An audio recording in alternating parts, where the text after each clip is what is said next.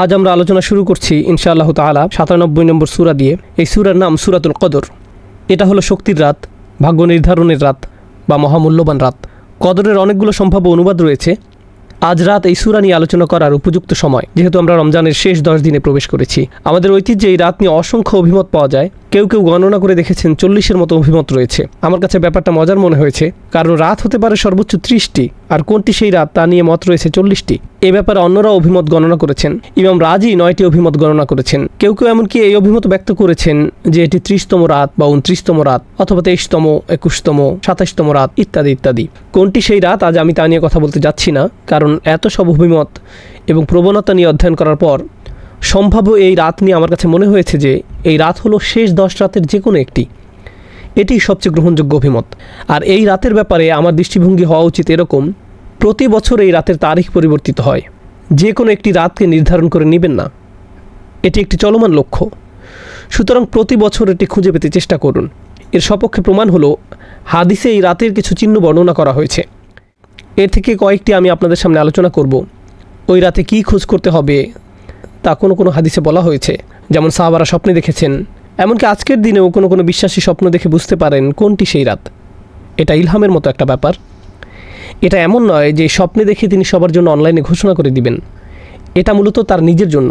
তিনি বুঝতে পারেন এটাই সেই রাত। অস্বাভাবিক এক প্রশান্তি, নিস্তব্ধতা তারা অনুভব করেন। সময় এলে আমি কিছু হাদিস বর্ণনা করব আপনাদের নিকট ইনশাআল্লাহ, সেই রাতের অনুভূতিটা কেমন হয় ইত্যাদি ইত্যাদি।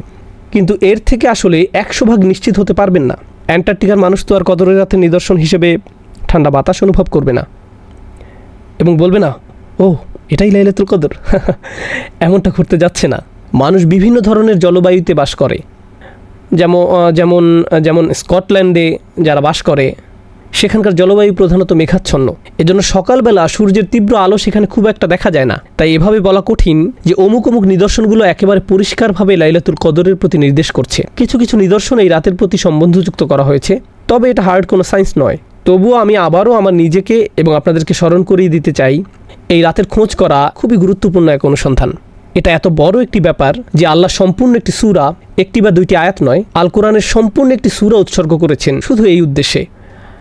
আর এটাই কেবল নয়, সূরা দুখানের শুরুতে তিনি আবারও এই রাতের কথা বলেছেন। ৪৪ নম্বর সূরার প্রথম প্যাসেজ শুধু এই রাতের জন্য তিনি উৎসর্গ করেছেন। এই রাত কিসের প্রতি আভাস দেয়? কেন এই রাত গুরুত্বপূর্ণ? তাই এটা কোনো ছোট ব্যাপার নয়। অন্য অনেক দিন এবং রাতের মর্যাদাও ইসলামে স্বীকৃত।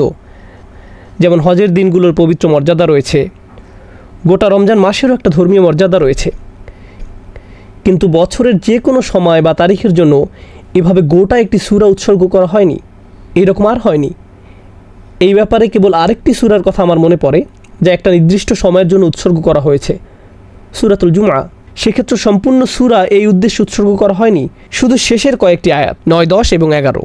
সূরার বাকি অংশ অন্য বিষয় নিয়ে, যা শুক্রবারের নামাজের দিকে নিয়ে যায়। কদরের বিষয়টি অনন্য।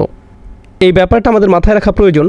আমরা যেহেতু এই রাতগুলো শুরু করতে যাচ্ছি, আমি দোয়া করি আল্লাহ আজ্জা ওয়া জাল্লা যেন আমাদেরকে সুযোগ, শক্তি, উৎসাহ, আন্তরিকতা, খাঁটি অশ্রু দান করেন, যার মাধ্যমে এই সময়ে আমরা আল্লাহর ক্ষমা লাভ করতে পারি। ওকে, তো আল্লাহ আজ্জা ওয়া জাল্লা শুরু করছেন এই বলে, ইন্না আনজালনাহু ফি লাইলাতুল কদর, নিশ্চয়ই আমি এটা নাজিল করেছি লাইলাতুল কদরে। লক্ষ্য করুন, পূর্বের সূরাতে সূরার আলোকে জিবরাইল আলাইহিস সালাম প্রথম ওহী নিয়ে এসেছিলেন, কিন্তু আল্লাহ এই সমীকরণ থেকে জিবরাইল আলাইহিস সালামকে দূর করে দিলেন। যেন এমনটি বলা হচ্ছে, হ্যাঁ জিবরিল এসেছে, কিন্তু কথাগুলো আমার নিজের, আমি এই ওহী পাঠিয়েছি। তিনি নিজে ক্রেডিট নিচ্ছেন এবং এই কদরের রাতের ব্যাপারটা আরও সরাসরিভাবে বললেন। এভাবে বলেননি যে আমি আমার দূত জিবরিলকে তোমার নিকট পাঠিয়েছি, বরং বলেছেন নিশ্চয়ই আমি এটি নাজিল করেছি। এর মাঝে হুয়ের প্রতি লক্ষ্য করুন। ইন্না আনজালনাহু, কুরআন নাজিল করেছি বলার পরিবর্তে বলা হয় আমি এটি নাজিল করেছি। আরবি ব্যাকরণের ভাষায় এর নাম দমিরে সান। অন্য কথায় যখন বলেন এটি, তার মানে কিছু একটা যা মানুষ আগে থেকেই জানে। যেমন আপনাদের সাথে বাক্যালাপ করার সময় জিজ্ঞেস করলাম, আপনারা কি এটা দেখেছেন? হয় আপনাদের কোনো ধারণাই নেই আমি কী নিয়ে কথা বলছি, চোখ ঘুরিয়ে জিজ্ঞেস করলেন আমাদের কী দেখার কথা, অথবা দুজনেই ক্রিকেট ম্যাচ দেখেছিলেন কিংবা উভয় ফুটবল খেলা দেখেছিলেন। তাই আমি যখন জিজ্ঞেস করলাম, ইয়েস দেখেছি, দারুণ হয়েছে, কেউ এখানে খেলা বা ম্যাচের কথা উল্লেখ করেনি। উভয়ে বলছে এটা, কারণ বিষয়টা আমাদের মাথায় আছে। যখন আল্লাহ বলছেন ইন্না আনজালনা হু, আমি এটা নাজিল করেছি, এর দ্বারা ইঙ্গিত করছে যে কোরআন অবতীর্ণ হওয়াকালে ব্যাপারটা সবার মাথায় ছিল। কুরআন তখন বিস্ময়কর এক ব্যাপার হয়ে দাঁড়িয়েছিল। যখন কেউ বলেছিল, তুমি কি এটা শুনেছ?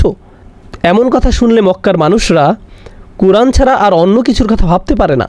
কবিতা, ছন্দ বা কোনো গল্পের কথা তাদের মাথায় আসতো না, এমনকি শত্রুদের মাথায়ও না। কুরআন গোটা শহরে ছড়িয়ে পড়েছিল। তাই আল্লাহ যখন বলছেন এটি, তখন বিশ্বাসী অবিশ্বাসী সবাই বুঝতে পেরেছিল এখানে এটি বলতে কোরআনকে বোঝানো হয়েছে। বিষয়টা কোরআনের আভিজাত্য এবং শক্তিমত্তার তারিফ করছে, যে কোরআনের নামও উল্লেখ করার প্রয়োজন পড়ছে না। মানুষ এমনিতেই বুঝতে পারছে কি নিয়ে কথা বলা হচ্ছে। তাহলে ধারণাটি এর মাঝে এসে গেছে, ইন্না আনজালনাহু, আমি এটা নাজিল করেছি। ইন্না আনজালনাহু এর ব্যাখ্যায় ইবনে আব্বাস রাদিয়াল্লাহু তাআলা আনহু থেকে আরেকটি আকর্ষণীয় মত পাওয়া যায়। মতটি হলো খুবই চমৎকার। আল্লাহ আয্যা ওয়া জাল্লা সম্পূর্ণ কোরআন অবতীর্ণ করেন।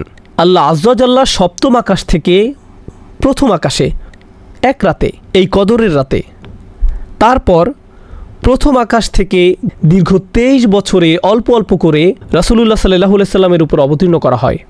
সুতরাং ওহী এসেছে দুই পর্যায়ে।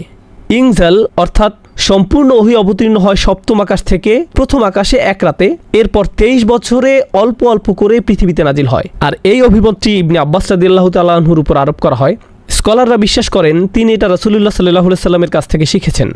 এর কারণ হলো, একজন সাহাবী হিসেবে ইবনে আব্বাস রাদিয়াল্লাহু তাআলা আনহুর পক্ষে সপ্তম বা প্রথম আকাশে কি হচ্ছে তা জানা সম্ভব নয়। এগুলো অদৃশ্য জগতের ব্যাপার। এই অদৃশ্য জগতের ব্যাপারে তার পক্ষে আত্মবিশ্বাসের সঙ্গে মন্তব্য করা একমাত্র তখনই সম্ভব যখন তিনি এগুলো রাসূলুল্লাহ সাল্লাল্লাহু আলাইহি সাল্লাম থেকে জেনে থাকবেন। অন্যথায় তিনি অদৃশ্য জগৎ সম্পর্কে এরকম মন্তব্য করার দুঃসাহস দেখাতেন না। অদৃশ্য জগৎ নিয়ে আত্মবিশ্বাসের সঙ্গে একমাত্র কথা বলতে পারেন রাসূলুল্লাহ সাল্লাল্লাহু আলাইহি সাল্লাম, যাকে অদৃশ্য জগৎ সম্পর্কে জানানো হয়েছিল। যদি কোনো সাহাবী অদৃশ্য জগৎ নিয়ে কথা বলেন, বিশেষ করে ইবনে আব্বাস রাদিয়াল্লাহু তাআলা আনহুর মতো জ্ঞানী সাহাবীর ক্ষেত্রে, তাহলে আমাদের বিশ্বাস যে তিনি সেটা রাসূলুল্লাহ সাল্লাল্লাহু আলাইহি সাল্লামের কাছ থেকে শিখেছেন। তিনি হয়তো সরাসরি রাসূল সাল্লাল্লাহু আলাইহি সাল্লামকে উদ্ধৃত করছেন না, বরং তার নিজের মতো করে বলেছেন। এজন্য এ ধরনের বর্ণনাকে বলা হয় মারফু, অর্থাৎ এই জ্ঞান রাসূল সাল্লাল্লাহু আলাইহি সাল্লামের কাছ থেকে অর্জন করা হয়েছে। এই সূরার প্রথম আয়াতটি কিভাবে ব্যাখ্যা করা হবে, এই নিয়ে আরেকটি অভিমত পাওয়া যায়। এটাকে এমনভাবে ব্যাখ্যা করা যায়, আমি কদরের রাতে এটি পাঠানো শুরু করেছি, অর্থাৎ মহানবী সাল্লাল্লাহু আলাইহি সাল্লামের প্রতি কোরআন অবতীর্ণ হওয়া শুরু করে এই রাতে। কেউ কেউ যুক্তি দেখান, এখানে হু আগের সূরা ইকরা বিইসমি রাব্বিকাল্লাযী, এটা হলো আল্লাযী খলাক, সেই ওহী আমি কদরের রাতে নাজিল করেছি। তাহলে এটি ওইটার প্রতি ইঙ্গিত করছে। এই সূরা অধ্যয়নকালে গুরুত্বহীন আরেকটি অভিমত পাওয়া গেছে। এটা আসলে তেমন কোনো বিষয় না, তারপরেও আমি একাডেমিক উদ্দেশ্যে তা উল্লেখ করছি।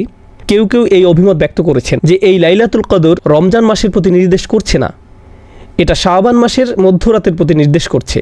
কারণ কয়েকটি বর্ণনা আয়েশা রাদিয়াল্লাহু তাআলা আনহার প্রতি আরোপ করা হয়, যেখানে তিনি শাবান মাসের ফজিলতের কথা উল্লেখ করেছেন। একে লাইলাতুল মুবারাকাও বলা হয়। তাই তারা এই অভিমত ব্যক্ত করেছেন যে সম্ভবত এটি রমজান মাসের কথা বলছে না, এটা শাবান মাসের মধ্যরাত সম্পর্কে বলছে। কিন্তু এই অভিমতটি সরাসরি বাতিল করে দেয়া হয়েছে। এর বহু কারণ আছে, আমি শুধু একটি কারণ বলছি। আল্লাহ সুস্পষ্টভাবে কোরআন সম্পর্কে বলেছেন, শাহরু রমাদান আল্লাযী উনজিলা ফীহিল কুরআন, রমজান মাস, এই মাসেই কোরআন অবতীর্ণ করা হয়েছে। রমজান মাসের প্রতিটি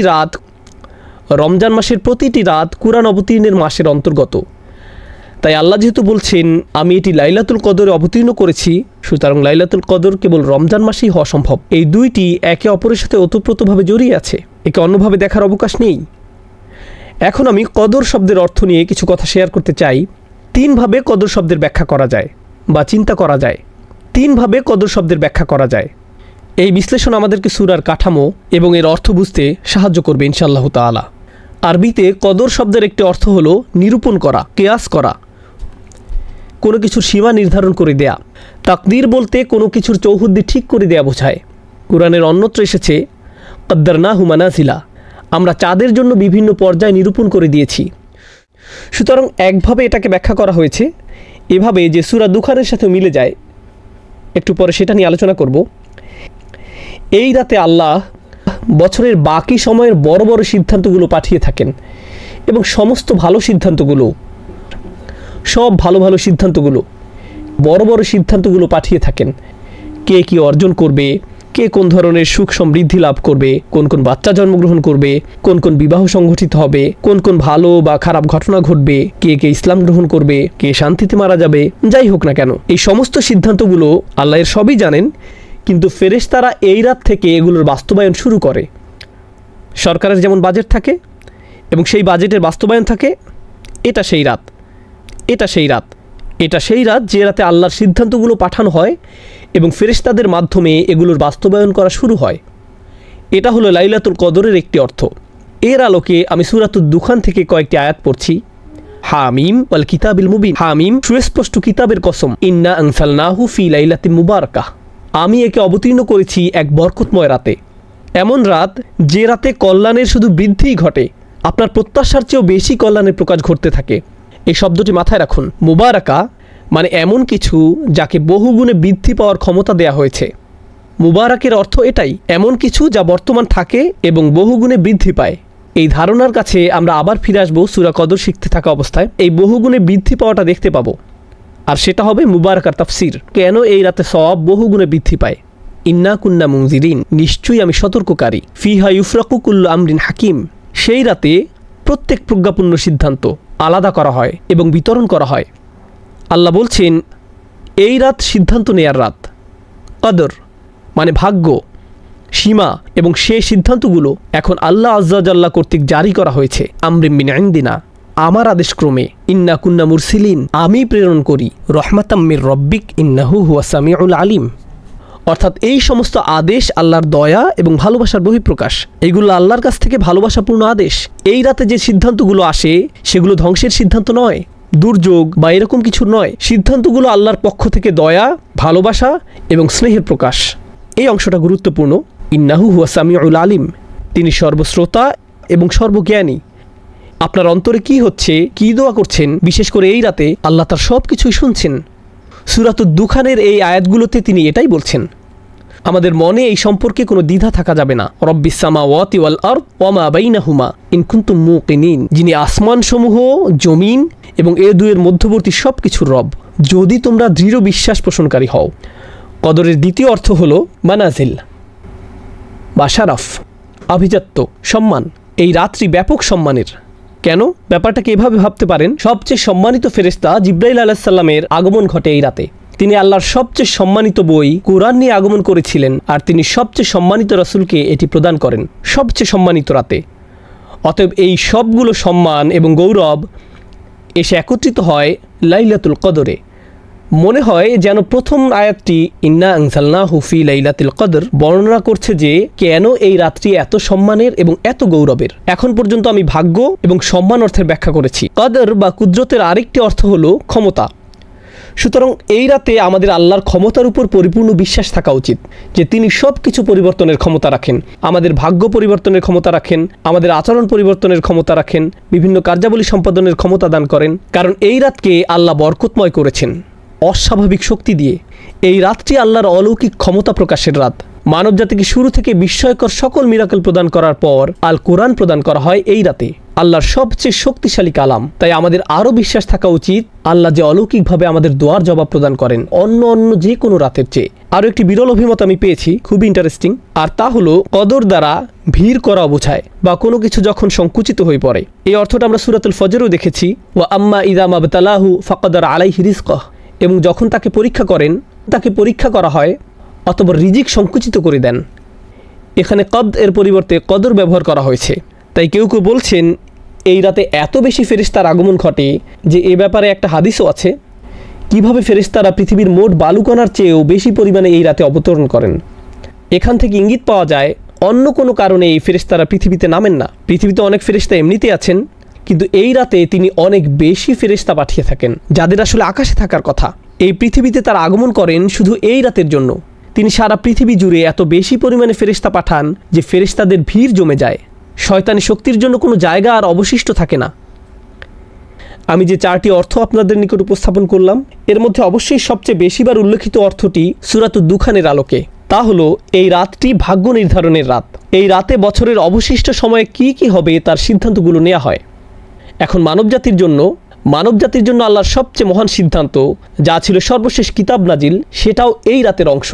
এখন ফায়াম্বাগি আন তুআদ্দা লাইলাতুল কদরে ঈদা নুজুলিল কুরআন। এখন এই ব্যাপারে সাধারণ বিষয়, যাক্কিরহুম বি আইয়ামিল্লাহ, মানুষকে আল্লাহর দিনসমূহ স্মরণ করিয়ে দিন। আল্লাহর দিনগুলোর মাঝে এক্ষেত্রে রাত সবচেয়ে মূল্যবান রাত হলো কোরআনের রাত, অর্থাৎ লাইলাতুল কদর। তিনি বলেন এটা মূলত মুফাসসির ইবনুল আশুর বলেন এই রাতকে কোরআনের ঈদ হিসাবে মনে করা উচিত, যেন এটা কোরআনের বর্ষপূর্তি যা আমরা এই রাতে উদযাপন করছি। এখন ওমা আদরাকা মা লাইলাতুল কদর, শবে কদর সম্বন্ধে আপনি কি জানেন? ক্ষমতা প্রদর্শনের রাত, ভাগ্যের রাত, সিদ্ধান্ত গ্রহণের রাত। এই রাতটি সম্পর্কে আপনি কি জানেন? কোন বিষয়টি এই রাতের মূল্য বুঝতে সাহায্য করবে? এই প্রশ্ন করার মাধ্যমে আল্লাহ বলছেন আমি এখন আপনাকে বলতে যাচ্ছি লাইলাতুল কদরের প্রধান কোন বিষয়টি আপনার জেনে রাখা উচিত, যে মূল ব্যাপারটি আপনার আত্মস্থ করা দরকার, যেন তোমরা এই রাতের মূল্য দিতে পারো, যেন এমন কারোর মতো না হয়ে পড়ো যে এই রাতের সুযোগ কাজে লাগায় না। আলোচনা চালিয়ে যাওয়ার পূর্বে একটা কথা বলতে চাই, কোনটি সেই রাত আমরা সেটা জানি না।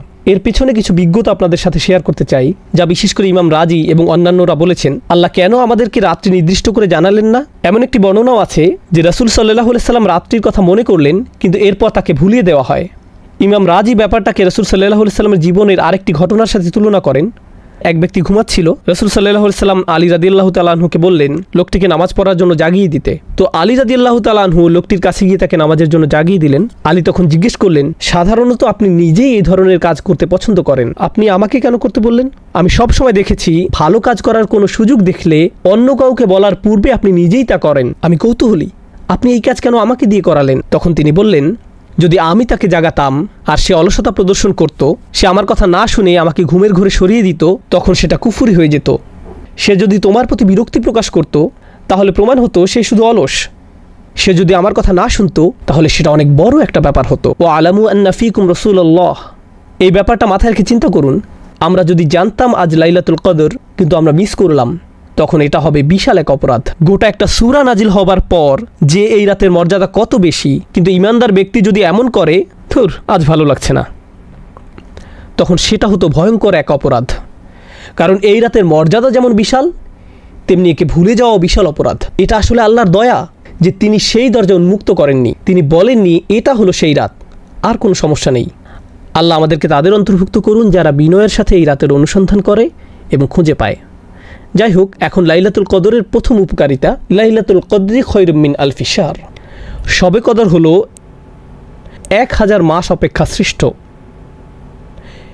কেউ কেউ এই 1000 মাসকে আক্ষরিক অর্থেই নিয়েছেন এবং গণনা করে বের করেছেন 1000 মাস সমান সমান 83 বছর 4 মাস। সুতরাং আজকে যদি শবে কদর হয় আর আপনি ফজরের নামাজ আদায় করেন, তাহলে আপনি 83 বছরের জন্য ছুটি নিতে পারেন। না না, এমনটা নয়। এই আয়াতের অর্থ এটা নয়, এই আয়াতের অর্থ এটা নয়। আরেকটি ব্যাপার যেটা লক্ষণীয়, আল্লাহ তাআলা বিভিন্ন পরিমাপে সময়ের উল্লেখ করেন, যেমন হাজার বছর, আলফা সানাতিন, কখনো যোগ করেন মিম্মা তাউদ্দুন, তোমাদের গণনার হিসেবে। অন্য কথায় এই আয়াতে এই অর্থটাও এখানে সুপ্ত আছে যে তোমাদের গণনার হিসেবে 1000 মাস থেকেও এই রাত উত্তম। 80 বছরের কিছু বেশি মূলত একজন স্বাভাবিক মানুষের আয়ুষ্কাল। সুতরাং আল্লাহ বলছেন যে তোমাদের গণনার হিসেবে এই রাতটি গোটা একটি জীবনকালের চেয়ে উত্তম। এই রাতটি কাজে লাগাও, তাহলে তুমি গোটা একটি জীবনকাল কাজে লাগালে। সুবহানাল্লাহ। আমরা এখানে বাৎসরিক এই বছর থেকে পরের বছর পর্যন্ত সিদ্ধান্তগুলো নিয়ে ভাবছি, আর আল্লাহ আজ্জা জাল্লা যেন বলছেন হ্যাঁ, এই রাতটি এতটাই অভিজাত এবং শক্তিশালী যে এই রাতটি তোমাদের বাকি জিন্দেগির গতিপথ ঠিক করে দিতে পারে। লাইলাতুল কদরি খায়রুম মিন আলফি শাহর। এটা শুধু এমন না, আপনার 1 রাকাত নামাজ 1000 মাস 1 রাকাত নামাজ পড়ার সমান, একবার জিকির করা এভাবে 1000 মাস জিকির করার সমান। যদিও এই ব্যাপারটা খুবই চমৎকার, এই আয়াত আরও যে ব্যাপক অর্থ প্রকাশ করে তা হলো এই একটি রাত একটি সম্পূর্ণ জীবনকাল থেকেও শ্রেষ্ঠ। তাই আন্তরিকভাবে আমাদেরকে এই রাত ইবাদতে কাটাতে হবে, যেন আমরা নিজেদের মধ্যে ইতিবাচক পরিবর্তন নিয়ে আসতে পারি এবং আশা করব যে আমাদের বাকি জীবন আল্লাহর রহমতে আশীর্বাদ পুষ্ট হয়ে উঠবে। এটা কদরের প্রথম মূল্য। প্রসঙ্গত, আরবিতে কদরের একটি অর্থ হলো মূল্য, এটা দামি রাত। তাই লাইলাতুল কদরি খায়রুম মিন আলফি শাহর বলার মাধ্যমে প্রথম প্রশ্নের জবাব দেওয়া হলো এই রাতের মূল্য কি? এটা যদি দামি রাত হয় তাহলে এর দাম কত? 1000 মাসের চেয়েও বেশি। প্রসঙ্গত, খায়রুম মিন তিনি বলেননি কত গুণ বেশি, এটা কি 1000 মাসের চেয়ে 1000 গুণ বেশি উত্তম? তিনি এখানে সংখ্যা নির্ধারণ করে দেননি, বলেছেন এটা 1000 মাসের চেয়েও উত্তম, অর্থাৎ 1000 মাস শুধু আপনার গণনায়, এর সীমা আরও বেশি।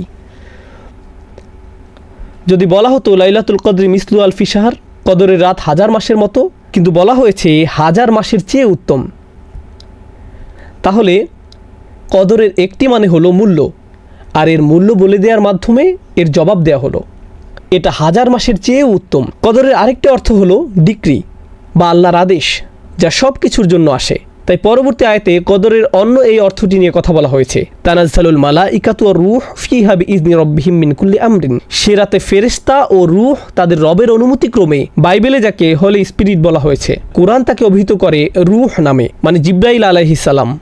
তাহলে ফেরেশতারা অবতরণ করেন, সাথে স্পেশাল গেস্ট জিব্রাইল আলাইহিস সালাম, ওহী নাজিলের আসল স্টার। সকল ফেরেশতাদের মধ্যে যিনি শুরুতে কোরআন নিয়ে এসেছিলেন, সেই মহান ফেরেশতা নিজেই আবার কোরআন বার্ষিকী উদযাপন উপলক্ষে পৃথিবীতে অবতরণ করেন। একবার চিন্তা করে দেখুন, আমরা কি নিয়ে কথা বলছি? মুতাঈন সাম্মা আমিন, সবার মান্যবর, সেখানকার বিশ্বাসভাজন। শুধু তিনি নন, তার অরিজিনাল টিম, যারা কোরআন নাজিলের সময় দলে দলে নেমে আসতেন, তারা সবাই কদরের রাতে পৃথিবীতে অবতরণ করেন। ইনি সেই জিবরিল আলাইহিস সালাম, যিনি মূসা আলাইহিস সালাম, ঈসা আলাইহিস সালামের নিকট কিতাব নিয়ে এসেছিলেন, ওয়া আইয়াদনাহু বিরূহিল কুদুস, এবং যিনি রাসূলুল্লাহ সাল্লাল্লাহু আলাইহি সাল্লামের নিকট ওহী নিয়ে আসতেন। আজকে তিনি আমাদের মাঝে, তার সকল অনুসারীরাও এবং অন্য সব ফেরেশতারা, তারা বিভিন্ন ডিপার্টমেন্টে কাজ করে। প্রথম আকাশে যেমন ফেরেশতারা আছেন, দ্বিতীয় আকাশে আছেন, তৃতীয় আকাশে আছেন, এভাবে সব আকাশে আছেন। ফেরেশতাদেরকে বিভিন্ন কাজের জন্য নিয়োগ করা হয়। যেমন 2 জন আমাদের গার্ড দিয়ে থাকেন, 2 জন আমাদের কর্মের হিসাব রাখেন, ফেরেশতারা আরশের চারপাশে ইস্তেগফাররত থাকে, ফেরেশতারা বিভিন্ন রকমের কাজ করেন। কদরের রাতে সব ফেরেশতাদের তাদের নিজস্ব কাজ থেকে মুক্তি দিয়ে দুনিয়াতে পাঠানো হয়। এমনকি জিব্রাইল আলাইহিস সালাম অবতরণ করেন ইনদা সিদরাতিল মুনতাহা, সিদরাতিল মুনতাহার নিকট থেকে, যেখানে তার মাকাম, যেখানে তিনি আমিন, তিনি সেখান থেকে এই রাতের জন্য অবতরণ করেন। তো তিনি বলছেন সবাই অবতরণ করেন বিইজনি রাব্বিহিম, তাদের প্রভুর অনুমতিক্রমে। এই ব্যাপারটা বোঝা গুরুত্বপূর্ণ। ফেরেশতাদের নিজস্ব দায়িত্ব রয়েছে, আল্লাহ তাদেরকে তাদের কাজ থেকে মুক্তি দিয়ে এই রাতের জন্য প্রেরণ করেন। এই জন্য বিইজনি রাব্বিহিম এখানে গুরুত্বপূর্ণ। তিনি বলেন মিন কুল্লি আমর, আল্লাহর আদেশে তারা আসেন সকল বিষয় নিয়ে, সকল সিদ্ধান্ত নিয়ে। তার মানে এটা যদি স্বাস্থ্য সংক্রান্ত ব্যাপার হয়, ব্যক্তিগত কোনো ব্যাপার হয়, পারিবারিক ইস্যু, যুদ্ধ সংক্রান্ত ব্যাপার, আধ্যাত্মিক ব্যাপার, শারীরিক ব্যাপার, অর্থনৈতিক ব্যাপার, যে ব্যাপারই হোক না কেন, আল্লাহর আদেশে তারা সব ধরনের ব্যাপার সমাধান করতে আসেন এবং মানুষকে সব ইস্যুতে সাহায্য করেন। আল্লাহর কদরের ঘোষণা দিয়ে, আল্লাহর রাজকীয় আদেশের ঘোষণা দিয়ে এই রাতে তাদের জন্য যারা এর সন্ধান করে। তাহলে ফেরেশতারা আমাদের চারপাশে ভেসে বেড়ান, আমাদের সকল স্থান প্লাবিত করে ফেলেন। তারা আমাদেরকে তাই দিতে প্রস্তুত যা আল্লাহ আমাদের জন্য লিখে রেখেছেন। এটাই হলো তানাজ্জালুল মালাইকাতু ওয়ার রূহ ফিহা বিইজনি রাব্বিহিম মিন কুল্লি আমরিন। প্রসঙ্গত এই আয়াতের বর্তমান কাল নির্দেশ করে এমনটা যে শুধু প্রথমবার হয়েছিল তা নয়, অর্থাৎ যেবার কুরআন নাজিল হয়েছিল এমনটি ঘটতেই থাকে। কারণ এই প্রশ্নটি বিভিন্ন তাফসিরে উত্থাপন করা হয়েছিল, লাইলাতুল কদর কি শুধু একবারের জন্য, নাকি এটি প্রতি বছর ঘটবে? প্রতি বছর কি এভাবে ফেরেশতারা অবতরণ করবে? আল্লাহ এখানে বলেননি ফেরেশতারা অবতরণ করেছিল, বরং তিনি বলেছেন তারা অবতরণ করে, মানে এটি একটি চলমান প্রক্রিয়া। আল্লাহ এই উপহারটি মানবজাতিকে প্রতি বছর প্রদান করেন। So ومعنى بإذن ربهم أن هذا التنزيل كرامة أكرم الله بها المسلمين بأن أنزل لهم في تلك الليلة جماعات من الملائكة وفيهم أشرفهم। দলে দলে ফেরেশতারা অবতরণ করেন, এটি মুসলমানদের প্রতি আল্লাহর একটি উপহার। কথা বলছিলাম বিইজনি রাব্বিহিম মিন কুল্লি আমর নিয়ে। কিছু কিছু তাফসীরকারক আরও বলেছেন তারা আল্লাহর আদেশের হেফাজত করে। আল্লাহ তার নির্দেশ জারি করেছেন, এখন ফেরেশতারা নিশ্চিত করবেন যে এই নির্দেশগুলো বাস্তবায়িত হয়েছে। এখন দ্রুত শেষ আয়াত নিয়ে কথা বলবো। আমরা এই আয়াত প্রবেশ করার পর দেখব আল্লাহ আযজা ওয়া জাল্লা কদরের আরেকটি অর্থ এখানে প্রদান করেছেন, সীমা নির্ধারণ করা। কদ জাআলাল্লাহু লিকুল্লি শাইইন কদরা, আল্লাহ সব কিছুর জন্য একটি পরিমাণ স্থির করে রেখেছেন। যদি খেয়াল করেন তাহলে দেখবেন প্রথম উত্তর ছিল লাইলাতুল কদরের মূল্য নিয়ে, দ্বিতীয় উত্তর ছিল লাইলাতুল কদরের আদেশ জারি নিয়ে, তৃতীয় উত্তর হলো লাইলাতুল কদরের সীমা নিয়ে। সীমা মানে এই রাত কতক্ষণ পর্যন্ত থাকে, এটাও কদরের আরেকটি অর্থ। আমাকে এমনকি আপনাদের নিকট এই সূরার গঠন বিন্যাস উপস্থাপনও করতে হবে না। এই প্রশ্ন করার পর প্রতিটি আয়াত কদর সম্পর্কে, ইন্না আনজালনাহু ফি লাইলাতুল কদর ওয়া মা আদরাকা মা লাইলাতুল কদর, প্রতিটি আয়াত অনন্য কিছু তথ্য দিচ্ছে। আবার বলছি, একটি আয়াতের মূল্য নিয়ে যা হাজার মাসের চেয়ে উত্তম, একটি আয়াত ভাগ্য নির্ধারণ নিয়ে, এটাও কদরের অর্থ। আরেকটি আয়াত সীমা নিয়ে, আর সীমা নিয়ে এই আয়াতটি আমার নিকট খুবই মনোমুগ্ধকর। সালামুন হিয়া হাত্তা মাতলা আইল ফাজর। আমি শুরু করব এই অনন্য বৈশিষ্ট্য নিয়ে। মাতলা অর্থ ফজরের উদয়, একেবারে ভোরের সময় নয়। ফজরের উদয় মানে সূর্য ইতোমধ্যে উদয় হয়ে যাচ্ছে। অন্য কথায় আল্লাহ এত দয়ালু, এতই মহান এবং এই রাতে এতই উদার যে জানেন তো আমাদের সাহারির সময় শেষ হয়ে যায় অন্ধকার থাকতেই, যখন দ্বিতীয় ফজরের আগমন ঘটে। লাইলাতুল কদরের ক্ষেত্রে কিন্তু লাইলাতুল কদরের ক্ষেত্রে এই নিয়ম নয়। লাইলাতুল কদর আলো দেখা পর্যন্ত চলতে থাকে। তিনি এর সময় বাড়িয়ে দিয়েছেন, তিনি এর মূল্য বাড়িয়ে দিয়েছেন মাতলাইল ফজর। তাহলে এর সীমা অন্য কোনো রাতের মতো নয়। আল্লাহ ভোরবেলার সময়টাকেও রাতের অংশ হিসেবে গণনা করছেন। এটা লাইলাতুল কদরের অনুপম একটি উপহার যে আল্লাহ আজ্জা ওয়া জাল্লা এর সময়সীমাকে আমাদের জন্য বৃদ্ধি করেছেন। এখানে বলছেন সালামুন হিয়া। আপনারা যারা আরবির সাথে কিছুটা পরিচিত তারা জানেন যে সাধারণ নিয়মে হওয়ার কথা হিয়া সালামুন, মুবতাদা এবং খবর হিয়া সালামুন, কিন্তু তিনি এই ক্রম উল্টো করে বললেন সালামুন হিয়া। এর ফলে যা হয় والسلام مصدر أو اسم مصدر معناه السلامة। এর ফলে তিনি এক ধরনের ইখতিসাস তৈরি করলেন। এই রাতের মতো কোনো শান্তি নেই, কোনো রাত এমন নেই যার এই রাতের মতো শান্তি আছে। এটাই সালামুন হিয়া। কোনো রাতের শান্তি এই রাতের মতো নয়, কোনো রাতের শান্তি এই রাতের মতো নয়। একটা কথা মনে পড়েছে, আমি আবার সালামুন হিয়ার আলোচনায় ফিরে আসব। আমাদের সালাফদের কাছে মজার কিছু ব্যাখ্যা পাওয়া গেছে। অন্যরা হাস্যকর ভেবে এগুলো পুরোপুরি বাতিল করে দিয়েছেন, কিন্তু আমি ভাবলাম অভিমতগুলো বেশ মজার, তাই আপনাদের সাথে শেয়ার করছি। কেউ কেউ মনে করেন লাইলাতুল কদর রমজানের 27 তারিখে। তারা গণনা করলেন ইন্না প্রথম শব্দ, আনজালনাহু দ্বিতীয় শব্দ, ফি তৃতীয় শব্দ, যখন আসলো হিয়া মানে এটা, এই হিয়া 27 নম্বর শব্দ। তাই তারা বললেন ওহো কদরের রাত তো পেয়ে গেলাম। এভাবে 27তম রাতের উৎপত্তি। কিছু কিছু মানুষ এই একভাবে 27তম রাতের ধারণা বের করেছেন। অন্য আরেকটি নিয়মও আছে মজার। কেউ কেউ এটাকে ইবনে আব্বাস রাদিয়াল্লাহু তাআলা আনহুর প্রতি আরোপ করেন, কিন্তু আমি অতটা নিশ্চিত নই। লাইলাতুল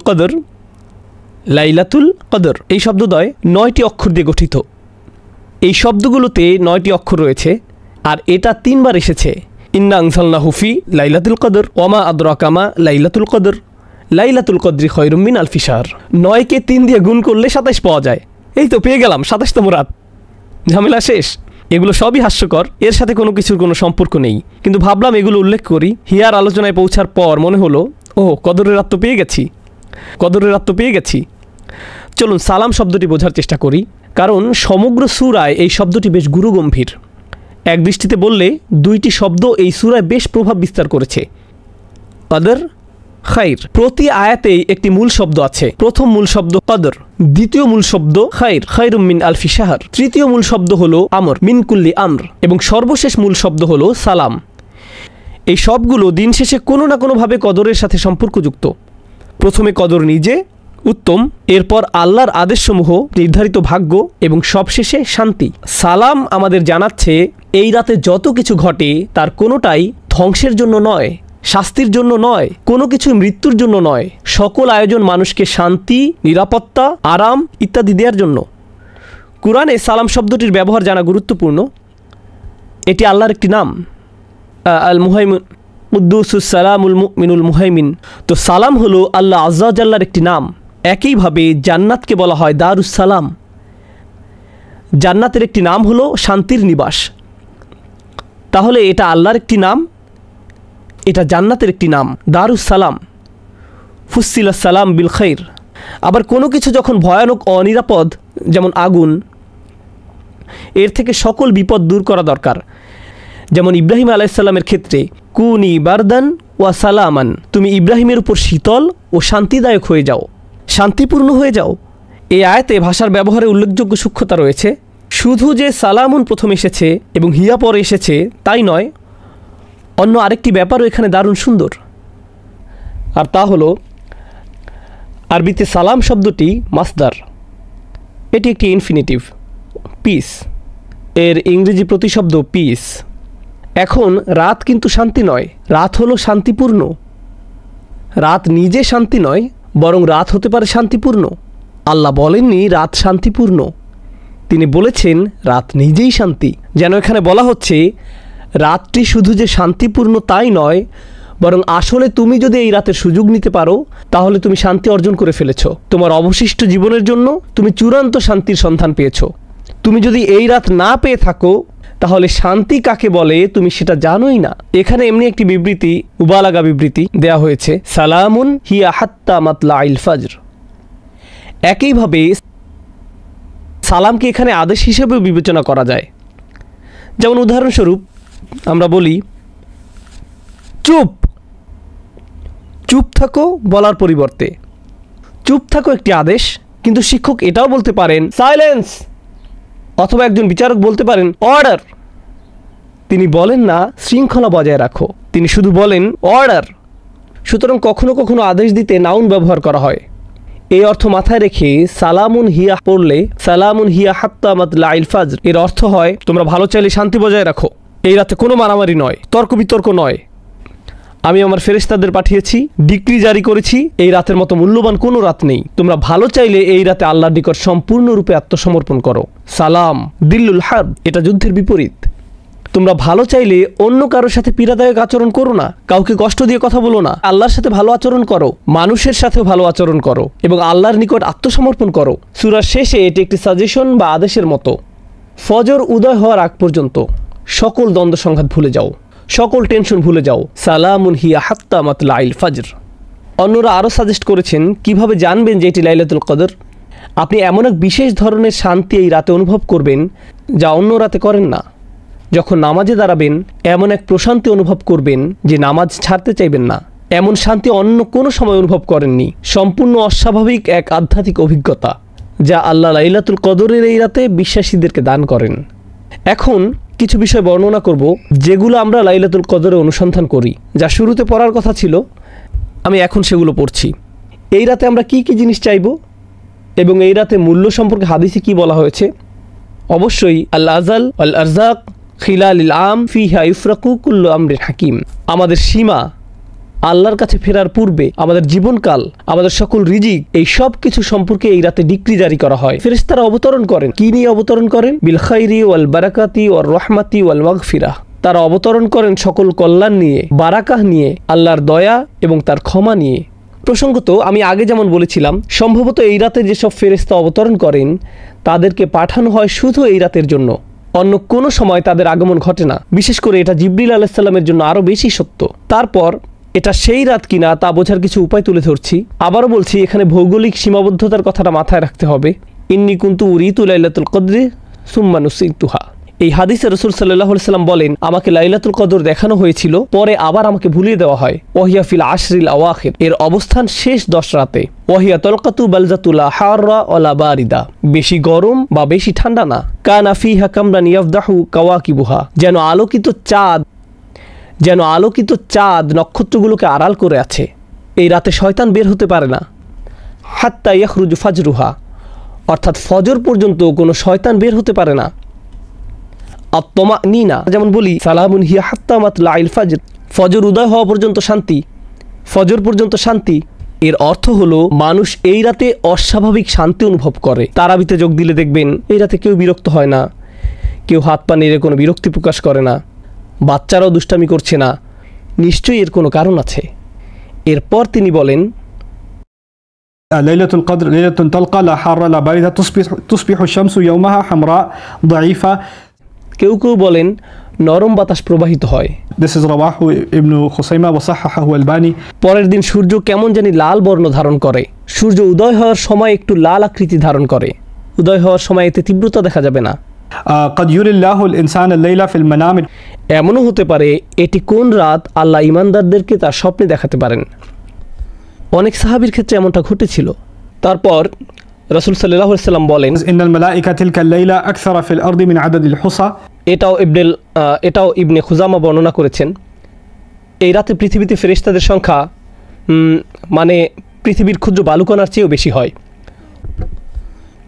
তো এগুলো শুধু কয়েকটি নিদর্শন। পরিশেষে আমি রাসূল সাল্লাল্লাহু আলাইহি ওয়াসাল্লামের আরেকটি হাদিস শেয়ার করতে চাই লাইলাতুল কদর নিয়ে।